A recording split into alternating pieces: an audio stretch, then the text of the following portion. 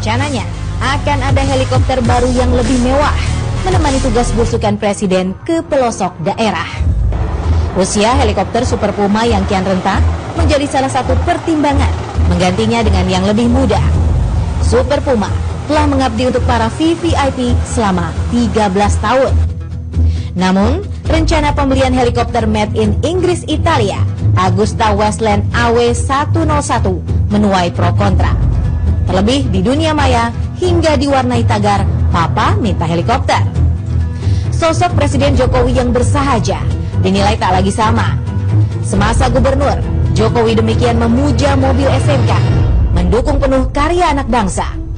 Jokowi juga kerap berhitung jika melakukan lawatan kenegaraan. Pesawat komersil pun tak jarang menjadi pilihan. Helikopter anti peluru yang harganya mencapai ratusan miliar rupiah ini dinilai tak memiliki urgensi.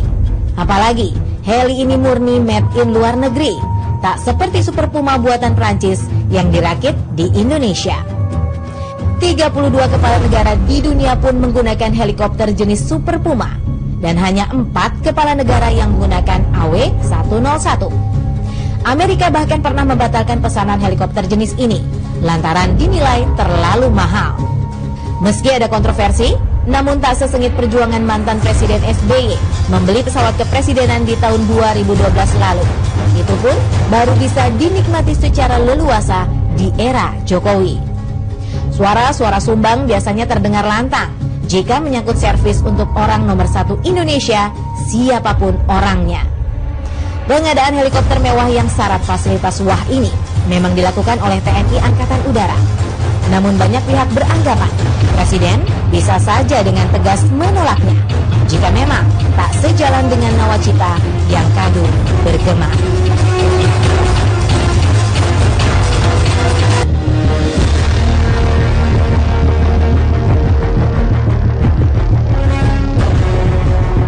Helikopter AW101 dan Super Puma, apa bedanya?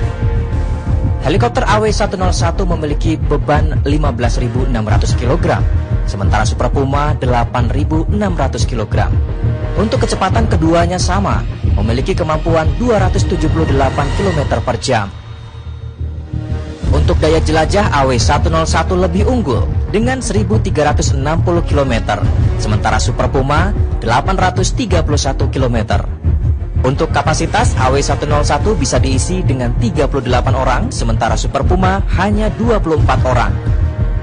Bagaimana dengan harganya?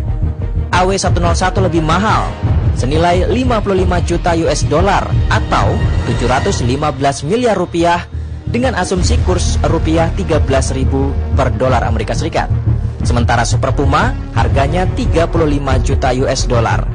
Diasumsikan dalam rupiah 455 miliar rupiah.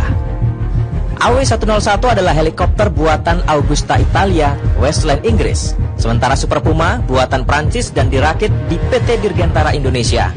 Super Puma telah digunakan oleh 32 kepala negara, yakni diantaranya Prancis, Jepang, Tiongkok, Singapura, Korea Selatan, dan lain-lain.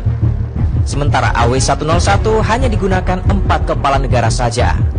Jika helikopter Super Puma ingin memiliki kemampuan anti peluru kendali, harus menambah biaya senilai 5 juta US dollar. Dengan biaya itu juga akan ditambah dengan kemampuan infrared jammer dan laser warning. Sementara AW101 sudah lengkap dengan kemampuan anti peluru. Suku cadang AW101 adalah impor dan tidak ada jaminan embargo. Untuk Super Puma, suku cadang lebih murah serta terjamin.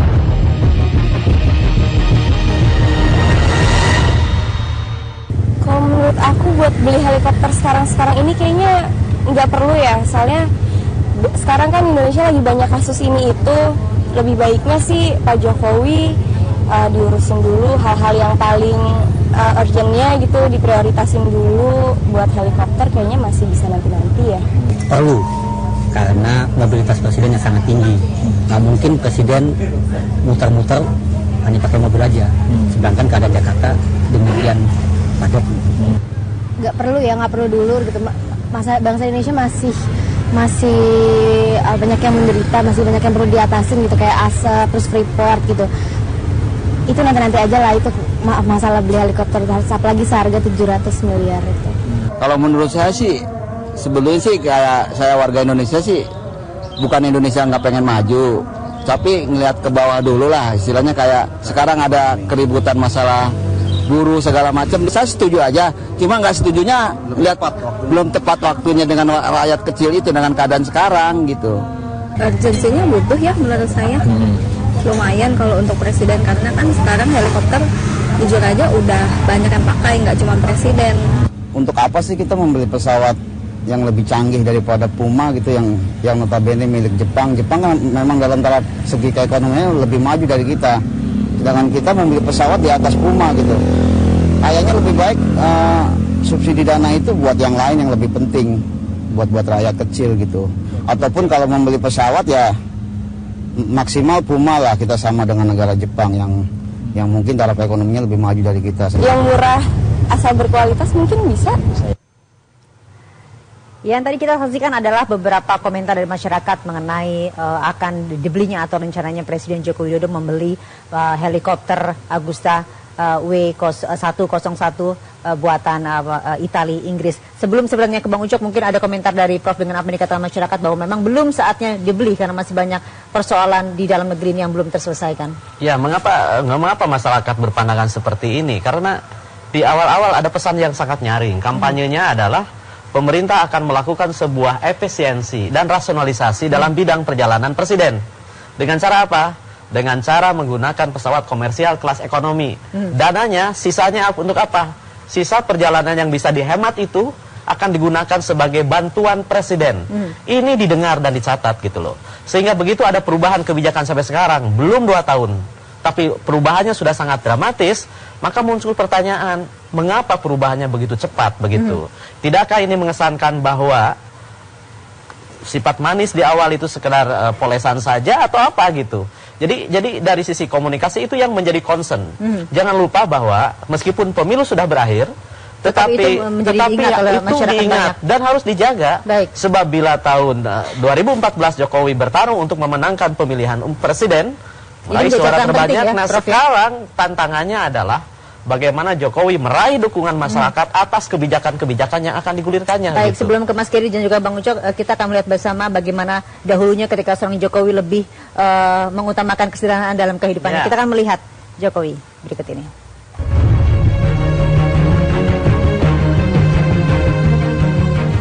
Sikap membumi Jokowi sudah ditunjukkan sejak berkiprah sebagai kepala daerah. Ia kerap memotong birokrasi yang dianggap menghalangi kepraktisan. Sebagai presiden, Jokowi merampingkan jumlah pendamping presiden sepertiga dari pendahulunya. Jokowi juga kerap berlaku spontan dan tak suka diistimewakan. Salah satunya adalah kegemarannya menggunakan pesawat komersil dalam menunaikan lawatan kenegaraan atau urusan pribadinya. Akhir November 2014, Jokowi memilih pesawat kelas ekonomi ke Singapura untuk menghadiri wisuda putra bungsunya. Ongkos pesawat dirogohnya dari kocek pribadinya.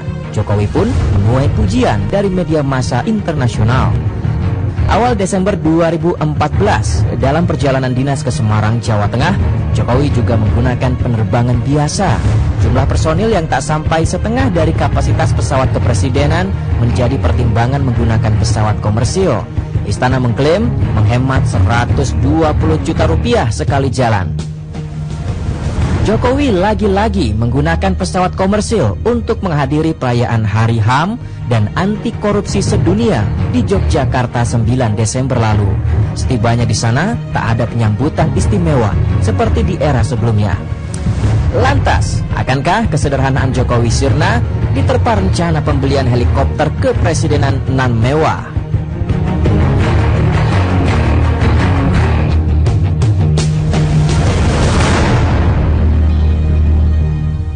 Tadi kita saksikan bersama adalah kesederhanaan bagi seorang Presiden Joko Widodo ketika terpilih menjadi Presiden Republik Indonesia. Nanti saya akan minta tanggapan dari Prof, dari Mas Kiri dan juga dari Bang Ucok sesaat lagi di Gestur. Kami kembali.